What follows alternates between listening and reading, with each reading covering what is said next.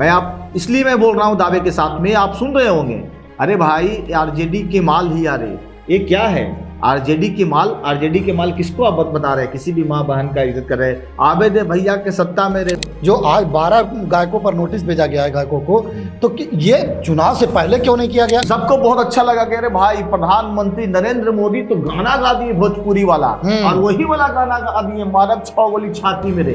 बिहार में आरजेडी को गायकों ने बर्बाद कर दिया। यह हम नहीं बोल रहे हैं, ये राजद के कार्यकर्ता बोल रहे हैं, और खुद प्रधानमंत्री मोदी उस गाने को दोहरा कर बोल रहे थे। बाकी पूरी खबर पर हम नजर बनाए हुए हैं। हमारे साथ सहयोगी पत्रकार हैं चंदन भारती जी, और आप देख रहे हैं सिटी न्यूज। देखिए, आरजेडी ने एक बड़ा बखेड़ा उत्पन्न कर दिया है। अब बिना उनके अनुमति से अगर कोई उनके पार्टी का, उनके नेता का नाम लेकर अगर गाना गाता है तो उन पर लीगल नोटिस भेज दी जाएगी। ऐसे पहले 12 लोगों पर, 12 गायकों पर लीगल नोटिस भेज दिया गया है। अब उन्हें जेल जाना पड़ेगा। पूरी खबर विस्तार से जानेंगे। चंदन भारती जी, क्या कुछ मामला है? आरजेडी ने 12 गायकों को लीगल नोटिस भेज दिया है। लीगल नोटिस तेजस्वी ने करवाया है। तेजस्वी जो चुनाव हार गए हैं, यानी उनकी पार्टी हार गई है। तेजस्वी तो चुनाव जीतेंगे राघोपुर से जी, लेकिन ऐसा क्या हुआ जो इतना जो दावा था तेजस्वी यादव का कि हम सीएम बन रहे हैं, लेकिन कहीं ना कहीं यह सब भोजपुरी गाना और गायक की वजह से आरजेडी को काफी नुकसान हुआ है। क्या लगता है हार का ठिकरा इन गायकों पर नहीं पड़ा? हार एकदम लेकिन है, इसमें भी कोई दो मत नहीं है। ये जो गायक है भोजपुरी के जी, ये भोजपुरी के गायक ही नहीं है, ये सिर्फ चुटकुला आवाज थे। अच्छा, गायकी तो इनकी आती नहीं है, जिसको कहते हैं लोग कह रहे हैं छपरी गायक। और छपरी गायक का जो सरदार है, मैं आप इसलिए मैं बोल रहा हूँ दावे के साथ में, आप सुन रहे होंगे, अरे भाई आरजेडी के माल ही आ रहे, ये क्या है आरजेडी के माल किसको आप बता रहे हैं? किसी भी माँ बहन का इज्जत कर रहे हैं। आबेद भैया के सत्ता में रहे, उठा ले तोरा घरा से सट्टा इस तरह की कई गाने हैं जिसको प्रधानमंत्री ने देव जो स्थित जो उनका कार्यक्रम तो उन्होंने भभुआ में भी मारब गोली के 6 गोली छाती में रहे, शर्राती तमाम तरीके के गाना। कोई नहीं, मैं सिर्फ आरजेडी के समर्थक की बात नहीं कर रहा हूँ, जितने जो पार्टी के समर्थक हैं। आप तो देख रहे हैं कि मारब गोली वाला जो है उठा ले सत्ता, कोई भूमियार समाज के भी कोई गायक वो भी गा रहे हैं, पासवान समाज से गा रहे हैं, कोई किसी समाज के कोई भी गायक हो, ये गाना होना नहीं चाहिए, जातिवाद गाना होना नहीं चाहिए। और प्रधानमंत्री के लिए मैं बोलना चाहूंगा कि प्रधानमंत्री तो आ गए, उन्होंने मजा लेकर बोल दिया, सबको बहुत अच्छा लगा, कह रहे भाई प्रधानमंत्री नरेंद्र मोदी तो गाना गा दिए भोजपुरी वाला, और वही वाला गाना गा दिए मारब 6 गोली छाती में रे। भाई आप देश के प्रधानमंत्री हैं, आप तो क्यों नहीं नियम बना देते हैं? क्यों सेंसर लगा दीजिए? क्यों नहीं भोजपुरी को पहले तो शामिल तो कीजिए, मान्यता तो दीजिए संसद भवन में। आप तो मान्यता दिए नहीं, जब मजा लेने की बात आई चुनाव में तो मजा लेके चले गए, और उसके बाद ट्रोलर्स ट्रोल कर रहे हैं आरजेडी को। तो देखिए ऊपर से लेकर पूरा सिस्टम है। प्रधानमंत्री जी को इतना भोजपुरी और मगधवासी से प्रेम है, तो सबसे पहले भोजपुरी और मगही जो भाषा है हमारा, उसको तो आप उनको कर दीजिए ना, उसको मान्यता तो दे दीजिए, मान्यता दे दीजिए, तो गाएगा ही गाएगा। जब तक सेंसरशिप की व्यवस्था नहीं रहेगी जिस भाषा में, उस भाषा का दुरुपयोग होगा ही। उसी की वानगी नजर आती है बिहार में, जो आता है मुंह उठाकर जो मन होता है गा देता है। इसको लेकर कई तरह के लोग आए, कई तरह की बातें चली कि भाई इस तरह की गाना नहीं होनी चाहिए, लेकिन कोई किसी को मानता नहीं है। यहाँ तो यूट्यूब का जमाना है, कुछ भी गा दो, जितना अश्लील गाओगे उतना तुम हिट होगे। सीधा साधा फंडा है मेरे भाई, कि जो भी गाना गा रहा है, जो भी गायक है, कुछ भी गंदा गाना। क्या लगता है चंदन जी, ये आरजेडी ने जो आज यह निर्णय लिया है, तो क्या आरजेडी को ये पहले अच्छा लगा? नहीं, आरजेडी को जो आज 12 गायकों पर नोटिस भेजा गया है गायकों को, तो ये चुनाव से पहले क्यों नहीं किया गया?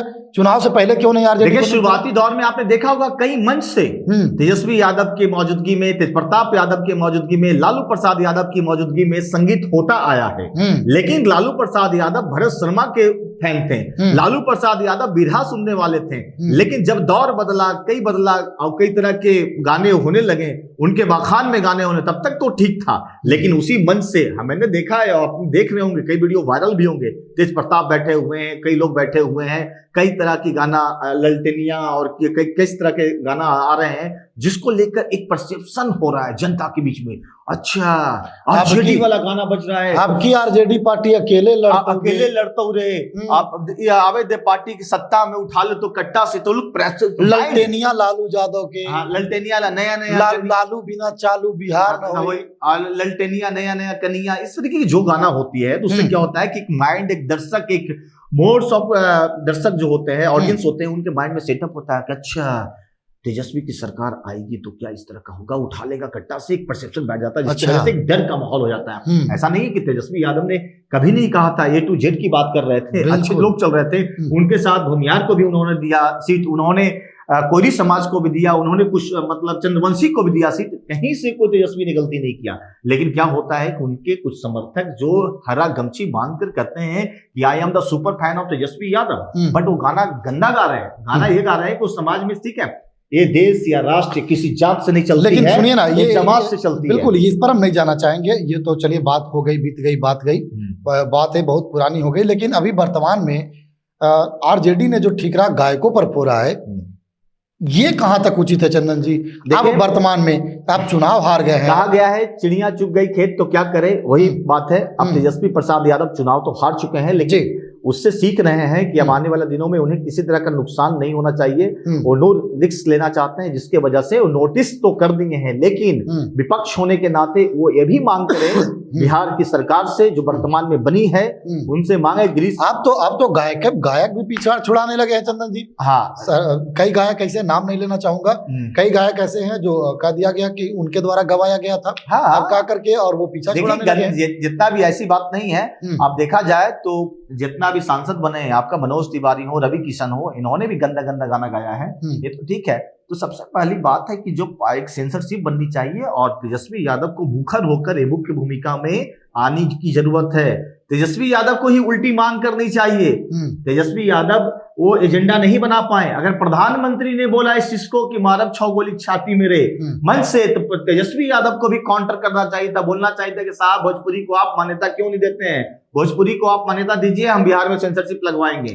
तो भाई ये तो चुनाव का वक्त था, मजा लेने का वक्त था, कोई आया उधर से, कोई आया इधर से, कोई इधर से बजा दिया, कोई उधर से बोल दिया। लेकिन हम तो यही चाहेंगे कि एक विपक्ष के नाते तेजस्वी प्रसाद यादव को बिहार की सरकार से मांग करनी चाहिए कि सेंसरशिप की व्यवस्था हो भोजपुरी में, साथ साथ भोजपुरी को मान्यता भी मिले, ताकि जब जाकर इस तरीके के जितने भी कुकुरमुत्ते सिंगर हैं, गायक हैं, उनको भी समझ में आए। चलिए, बहुत बहुत धन्यवाद। ये थे हमारे साथ चंदन भारती। जो अभी चर्चा हम लोग कर रहे थे कि आरजेडी ने 12 गायकों पर लीगल नोटिस भेजा है, अब उन पर कार्रवाई होगी और उन्हें जेल जाना पड़ेगा, केस लड़ना पड़ेगा, मुकदमा लड़ना पड़ेगा, मुकदमा झेलना पड़ेगा। तो ऐसे में ये चुनाव के बाद क्यों, चुनाव से पहले क्यों नहीं हुआ, यह भी एक सवाल है। आप खबर के इस कमेंट में जवाब दीजिएगा कि क्या आरजेडी ने जो निर्णय लिया है कि चुनाव के बाद जब चुनाव हार गए तो क्या वो गुस्से में इस निर्णय को लिया है या सही में सूझबूझ के साथ वह निर्णय लिया है? क्या चुनाव जीत जाते तेजस्वी प्रसाद यादव या आरजेडी या महागठबंधन तो क्या इस तरह के नियम लाते वो, क्या वो लीगल नोटिस करते? इसका भी जवाब जो है आप कमेंट बॉक्स में दीजिएगा। बाकी पूरी खबर पर हम दोनों की नजर होगी। देखते रहें सिटी न्यूज।